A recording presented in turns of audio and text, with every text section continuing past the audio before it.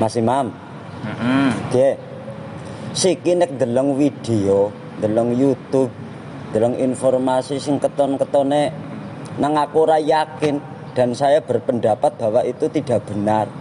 Contohnya apa? Lah nggih. Sing kasus terkini bae wingi kan Ramadan. Iya. Ya. Ramadan digegeraken berita nang YouTube nang apa bae garep kiamat. Tapi ternyata Ya alhamdulillah dhewek kasih waras bisa ngode maning tuh li. Nah, inti-intinya kan menurut saya hal seperti itu bisa membuat resah. Pendapatnya kepripun niku? nek aku sih ya barangkali wong sing berfatwa atau ceramah menggunakan dasar-dasar sing ternyata orang bener pada akhirnya karena sikir wis rampung badan ya nyatane urung kiamat.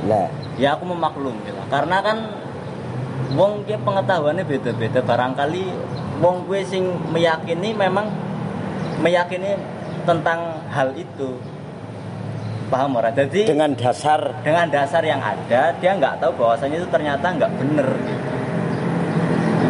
Contohnya baik sederhana, misal contoh 4 sehat 5 sempurna, makanan yang dulu digadang-gadang ayo kita harus 4 sehat 5 sempurna, tapi ternyata sikipun terbukti salah gitu. Yang namanya kebenaran itu kan bertingkat. Yang kita anggap benar saat ini belum tentu menjadi kebenaran di akan datang. Jadi ya aku ana masalah nek karo wong sing meyakini bahwasannya yang dia anggap sebagai sumber benar ternyata bukanlah sebuah kebenaran. Ya memang waktu bedek nek ngertine kurku. Berarti kebenaran intine, kebenaran kita belum tentu kebenaran orang lain, atau informasi yang dianggap benar belum tentu bisa diterima oleh orang lain benar. Dan ini mungkin bisa segalanya ya. Bisa segalanya. Nek aku sih memaklumi bae. Nek jenengan atau jenengan mungkin rada orang memaklumi gitu ya. Tapi saya lebih ini mencoba dari sisi lain bahwasanya ketika hal ini terus dikonsumsi, dibaca dengan media yang jangkauannya luas ini kan bisa meresahkan. Nanti korban-korban seperti kita yang setiap hari resah, bertambah ini keresahan karena efek, karena ada sebab ada akibat kan gitu. Nah, akibat yang tidak bersumber dari sesuatu yang benar, ini kan berefek. Menurut saya tidak bisa dipertanggungjawabkan. Ini gimana ini? Nek aku sih ya wong maksudnya itu kan tergantung penerimanya juga. Bukan salah yang memberikan informasi, tapi salahnya penerima kurang selektif. Ya bodone defek. Long dia hanya menyampaikan, ya kita harus memfilter. Wah, alhamdulillah. Gus, Gus. Ya iki padatene resah iki, Gus. Mengenai kabar hoax, Gus. Jadi nek aku mandan ora masalah, Mas Agus mempermasalah. Kalau masalah efeknya niku, Gus. Jadi memang kayak masalah sing dirembuke kayak gini sering banget terjadi sih ya. Masalah sing bener hoak apa hoax sing bener. Nek macane jek lambe-lambene kula sih hoak, Gus. Iya. Mandan mancung. Seperti ku hoak kayak nek wong lagi ngidam hoak kayak gitu. Hoak, Gus. Iya, hoak. Gus, kita mohon pencerahan.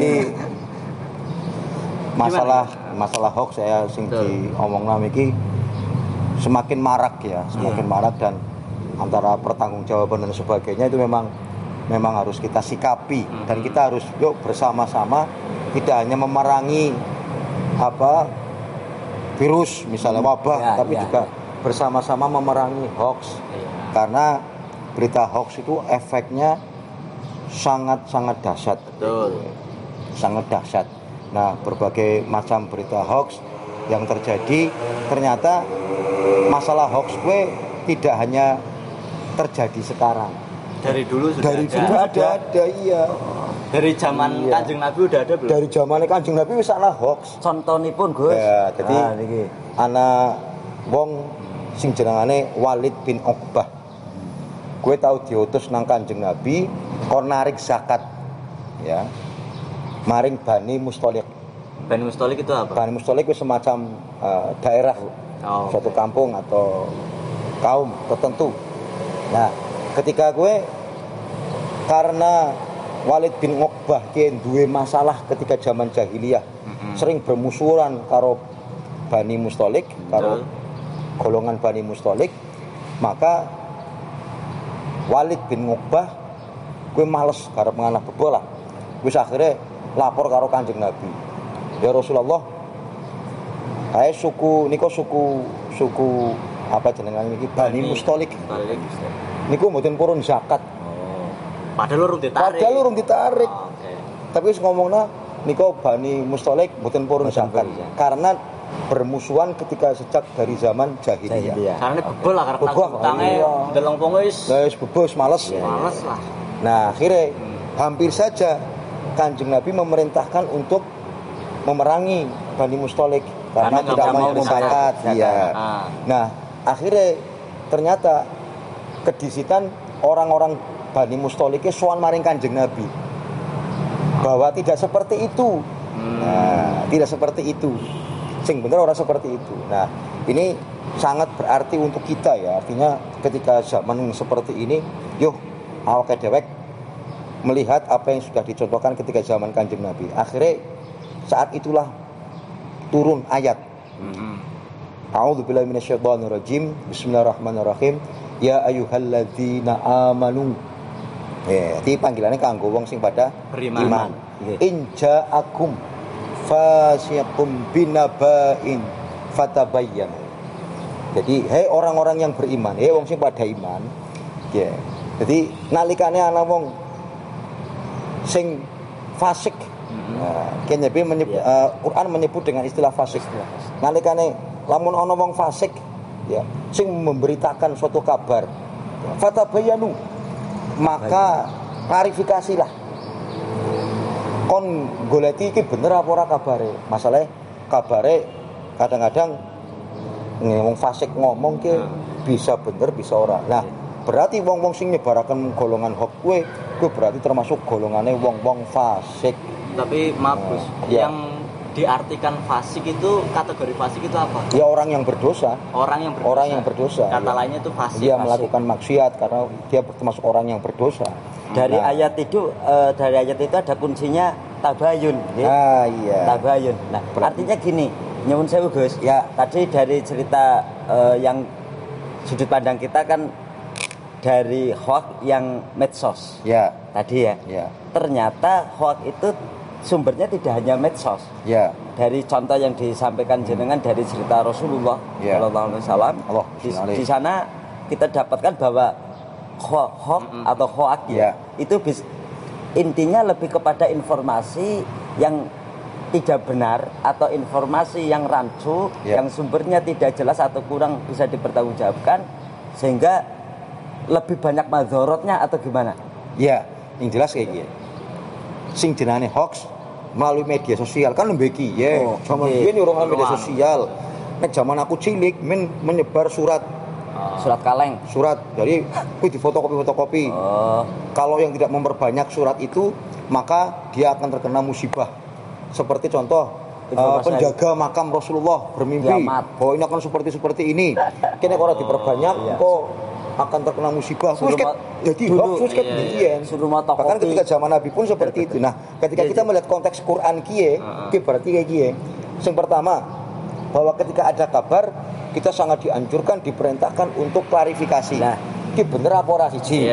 Dan ancaman bagi orang-orang yang menyebarkan berita hoax itu, maka mereka dicap sebagai orang fasik.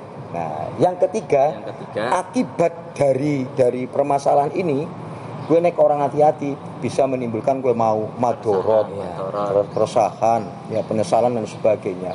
Ya kayak wingi sing terjadi lah, waktu rame-rame masalah seperti ini, kayak sing dilarang janjane udu Jumatane, tapi berkumpul. Ya, udu salate, tapi sing dilarang kuwi tajamuane berkumpule, kuwi sing dilarang. Nah, salat sing dilarang Jumatane. Nah, akhirnya ada berita hoax menyebar entah ustadz atau siapa. Nah, singkatannya aku khawatir iki, sing aku sangat prihatin. Nganti hoax ini, berita yang belum tentu kebenarannya dijadikan fatwa. Dasar fatwa. Ini. Cing bahaya banget kiye. Sesuatu yang hoax, yang belum jelas kebenarannya dijadikan fatwa. Iya, kayak bahaya nih. Sehingga apa ketika wis ora apa-apa jamangah. Jumat sampai tetap karena apa? Nang Cina bae wong pada kumpul salat malah sing kudu melu salat ngasih kiblate ora bener. Nah, padahal peristiwa kuwi terjadi kapan? Ketika Idul Fitri tahun nguri. Belum ada corona. Belum ada corona. Nah, kabar-kabar sing kaya iki dhewek awake dhewek ayo melu bareng-bareng merangi hoax aja malah melu. Nah, mulane aku siki duwe semboyan iki ya. Saring dulu sebelum sharing. Nah, cocok Gus. Iya. Saring dulu sebelum sharing. Tapi gini Gus, sebelum menanggapi pernyataan Gus yang terakhir, mau kembali lagi ke penjelasan yang tadi. Kalau tadi kan anjurannya untuk mengklarifikasi dulu sebuah informasi. Nah, orang yang memberikan informasi salah ini waktu itu diapakan, diperlakukan seperti apa gitu? Mungkin diberi hukuman atau apa gitu? Ya jelas ada hukuman. Karena bagi orang-orang yang melakukan kebohongan, menyebarkan berita hoax dan sebagainya atau orang-orang fasik itu akan menimbulkan madharat yang sangat besar. Kalau dalam hukum Islam jelas orang itu mendapat hukuman yang setimpal, ta'zir istilahnya. Nah, tapi untuk sekarang ini memang ini tugas aparat yang berwajib. Yang jelas agar orang-orang itu tidak sembarangan lah. Termasuk yang perlu diluruskan bahwa kita memahami bahwa keputusan MUI dan para ulama, baik dari Nahdlatul Ulama dan sebagainya, itu memang go kemaslahatan umat. Dan yang perlu dipahami, yang dilarang bukan Jumatan, tapi tajamuan kumpul. Engko malah ora Jumatan kumpul jamaah duhur. Ini pada baik. Jadi perlu diperhatikan. Tapi gimana kalau seandainya misal contoh ada ulama Habib atau apapun itu yang dia menjadikan sebuah berita bohong sebagai fatwa, tapi dia itu nggak berniat, maksudnya kayak yang saya perdebatkan tadi itu kan memang tidak paham. Karena dia nggak tahu. Saya yakin beliau karena tidak tahu bahwa itu berita hoax. Nah, mulane iku sing dosa gede banget ku sing gawe. Karena yang menyebarkan itu atau yang menjadikan fatwa bisa dikatakan korban. Iya betul sekali. Sepakat kalau dari titik itu. Tapi artinya gini Gus, yang menjadi pencegahannya yang harus kita lakukan bersama salah satunya bagaimana kita tidak termasuk, semoga tidak termasuk orang-orang yang menyebarkan hoax itu satu pencegahan yang harus kita lakukan. Yang kedua, bagaimana ketika dituntut kecerdasan kita untuk bisa itu tadi saring sebelum sharing. Walaupun itu dalam bentuk umpamanya tulisan. Kadang-kadang kita enak aja, mohon maaf, ada WA, set, gitu kan? Kita kayaknya WA-mu menu set. WA-mu mau niset ya gue. Pasane kurung tahu kurung aku notifikasi kok mau niset. Ini hoax juga. Iya. Itu ya Gus. Tuh, pangapunten nyuwun sewu. Ini bagian dari set itu ekspresi saya. Ya, umpamanya ada masuk bentuknya bukan video, tulisan. Kita enak aja. Kita sepakat dengan tulisan itu. Kita langsung kirim. Ser. Bener apa ya? Itu hoax atau enggak ya? Aku baru ngerti. Nah, bagaimana kita menyikapi hal-hal seperti ini? Nah, jadi aku mau kuncinya nang fata bayanu. Nah, klarifikasi. Ketika ada kabar ya kita bisa googling di Yahoo.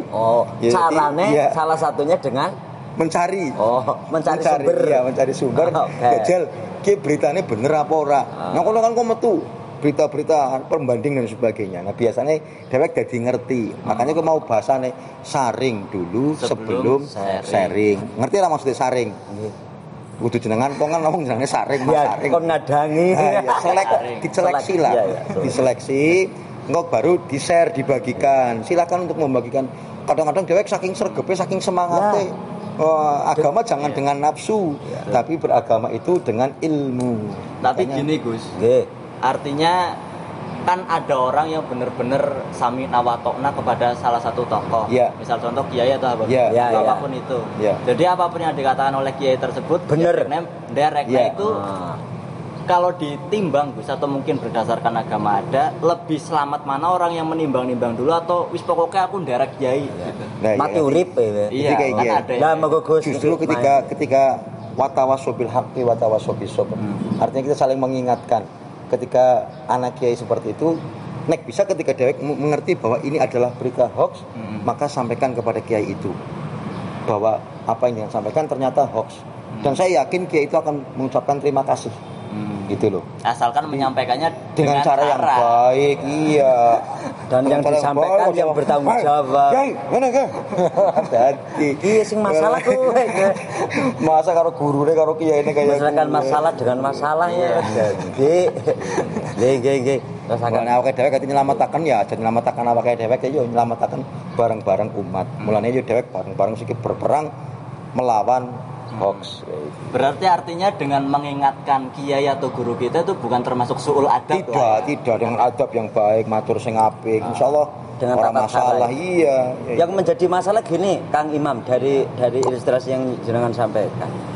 Ketika orang kalau sudah fanatik ini kan satu sisi saya menangkap dari Kang Imam ketika santri atau anak buah itu fanatik sekali dengan apapun yang disampaikan oleh gurunya atau oleh itu fatwa. Wis orang mikir salah, orang mikir benar, sih penting yakin benar. Nah, dengan keadaan seperti ini yang justru sering membuat buta masukan, buta kritik, buta saran. Ini menyikapi hal seperti ini bagaimana? Ya mau disadarkan bahwasanya kita berbasis data lah. Bahwa ini ada data, ada informasi bahwa ini adalah berita hoax. Dan kita harus menyampaikan ke teman-teman, kita harus menyampaikan ke syukur-syukur ke guru kita itu yang itu. Nah, dengan cara yang baik tentunya dengan cara yang baik. Artinya tapi gini Gus, berkaitan dengan itu ya, ini bukan soal santrinya aja. Kalau aku rada melihat dari sudut lain, barangkali memang ada seorang guru yang ingin dikultuskan. Nah itu bisa menyikapi guru-guru seperti itu harusnya seperti apa gitu. Karena merasa wis pokoknya aku ke gurumu, aku ke kiaimu, ke santriku wis melu bae. Ora usah akan pertanyaan, ora usah ngengkel. Kan ada yang seperti itu. Iya. Ngerti kultus ora aku mau kurang ngerti. Oh iya. Kultus. Kan sing nggo gawe es nyimpen es kan lho. Lemari es.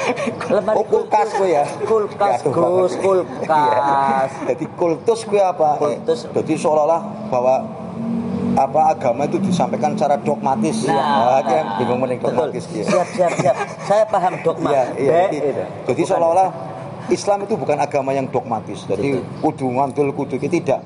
Tapi bahkan Quran sangat menganjurkan afala yaqilun, afala yatafakkarun, sebagainya. Nah, itu yang harus memotivasi kita untuk selalu berpikir, untuk selalu mencerna informasi dari siapapun bahwa kita ta'zim. Anak adabul alim al muta'alim, kita harus wajib ta'zim kepada guru kita, masyayikh kita. Tapi bagaimana cara kita?